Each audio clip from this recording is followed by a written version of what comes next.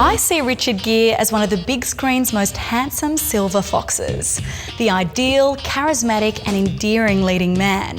But he was actually born with a very feminine middle name, Richard Tiffany Gere. Yeah, I'm not joking.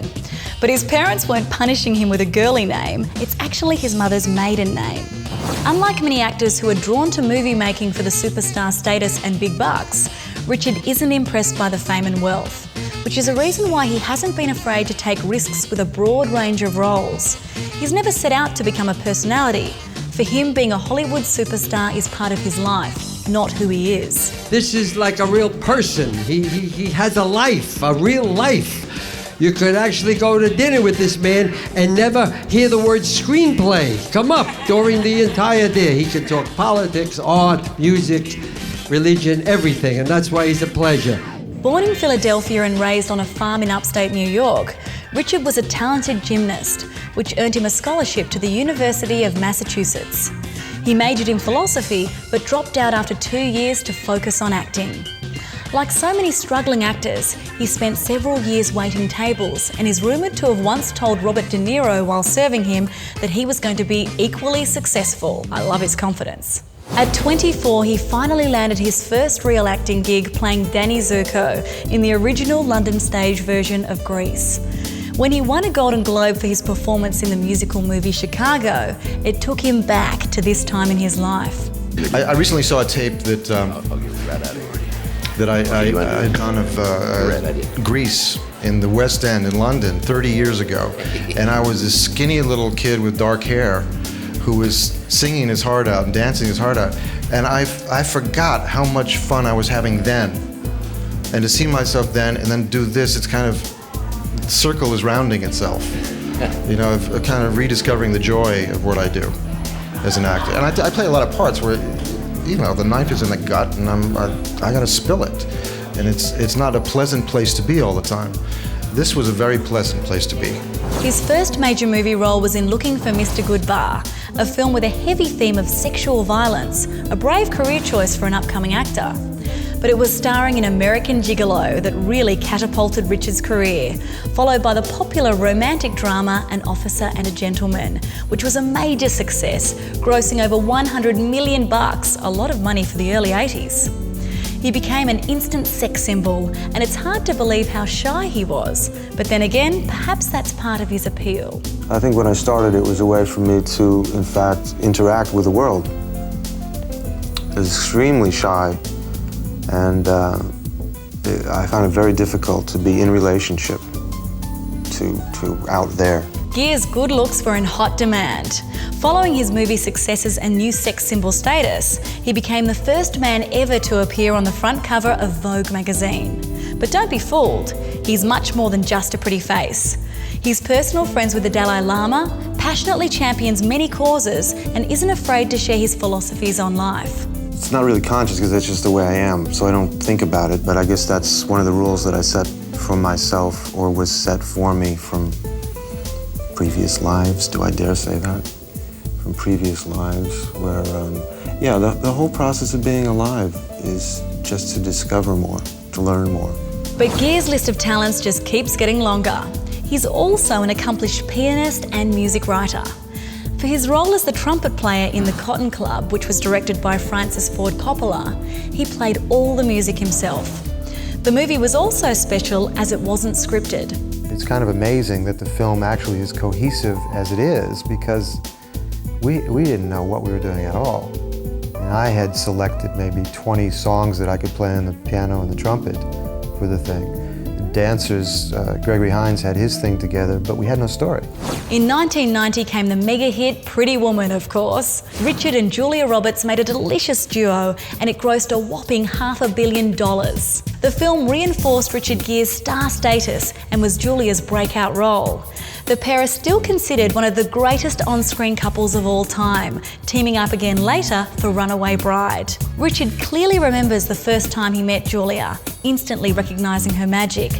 For Gere, Pretty Woman was a very special experience. This is the only film of this type that I've ever done. Even a play, I've never done a play like this. It was just a charming piece, you know, that was very seductive, warm, kind of general entertainment, you know, in the best sense of the word, American movies. And it really is a 1940s American movie is what it is. A man of many talents. In the Pretty Woman scene where he's playing the piano for Julia, Richard actually is playing a piece he composed especially for the film. Doesn't that make it even more romantic? Now one of Hollywood's most eligible bachelors, it was a match made in heaven when Richard hooked up with one of the most beautiful supermodels on the planet, Cindy Crawford. The ridiculously hot couple married in 1991 and the press went crazy. But along with the Hollywood hype came lots of rumours, a favourite being that their marriage was a cover-up for the fact they were both gay. This was just one of many unfounded rumours circulating about them. Sadly, the dream marriage lasted just 4 years. But 7 years later, he married actress Carrie Lowell.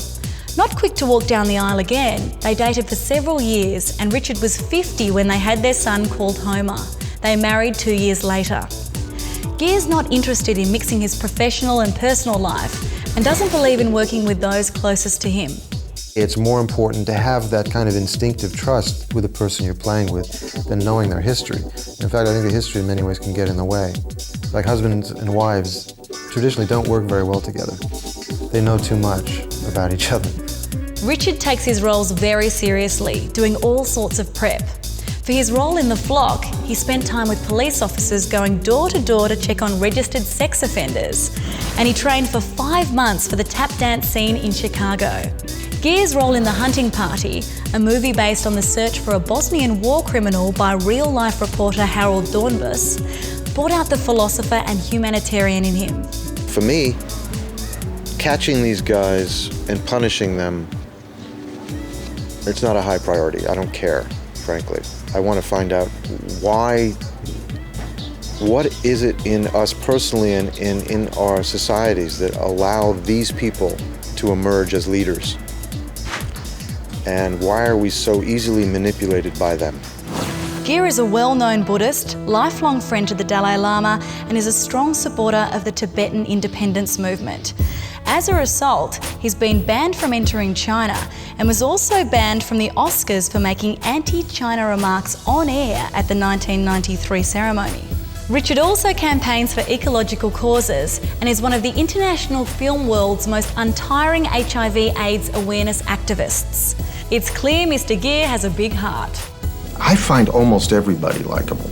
If they're human beings, we all have problems and we all have issues, and I don't know any perfect people, maybe short of the Dalai Lama, and there's only one of those. So I see gentleness and complexity and humanity everywhere. After years in the film industry, Gere of course has seen lots of technological developments, though one of the latest is somewhat alien for him on the set, and his co-star from Nights in Rodanthe, Diane Lane, agrees. I'm old enough to remember a different type of filming before video hookup. And the video hookup is usually in another room. So you're not with the director as it's happening. They're watching a monitor. They're watching a monitor, or several monitors. You shoot 2, sometimes 3 cameras at once, and you've got 3 monitors in another room, sometimes very far away. So you hear from the other room, "Okay, go at it, guys! Get right in there, oh yeah!" Nights in Rodanthe is his 3rd film with Diane Lane. After also playing a couple in Unfaithful and The Cotton Club, their chemistry together sizzles. There's such incredible believability between them. I think there's that invisible, magical thing called charisma and chemistry. I think there is such trust that I think that it allows an audience to surrender to the experience, because you don't watch it like, is that real? Are they believable? Is that 2 actors? Am I watching 2 actors? No, I think you're watching 2 human beings experiencing life. And they know each other so well that they're comfortable to name each other's best films. It's Unfaithful. She's so brilliant in that movie.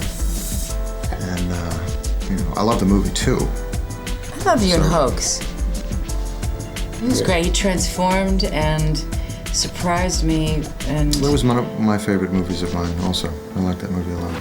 Richard Gere is a man incredibly suited to love stories, and he enjoys delving into the emotions of the human heart and what it's capable of. stories that deal with adults in their real lives and not so escapist. I mean, certainly there are elements of this that are pure entertainment, and I hope they are. But I think our motivation to make this was really explore ourselves and people, how we can change each other in a really positive way. Never boring, Gere is no stranger to controversy. In 2007, he caused a major scandal with his passionate embrace of one of India's leading ladies, Shilpa Shetty, at a press conference for AIDS awareness in India. In a part of the world where public displays of affection and sex are still largely taboo, Gere was charged but later let off official obscenity charges. Apparently during the whole debacle, he was calling Shilpa twice a day to make sure she was coping with the controversy. What a caring guy. While Richard Gere loves his profession and says his career highlight would have to be receiving a Lifetime Achievement Award in 2007, he's also equally as passionate about his faith, beliefs and causes. Stay tuned to Star Picks for all of the movies you know and the actors you love, broadcast in glorious high definition with 5.1 surround sound where available.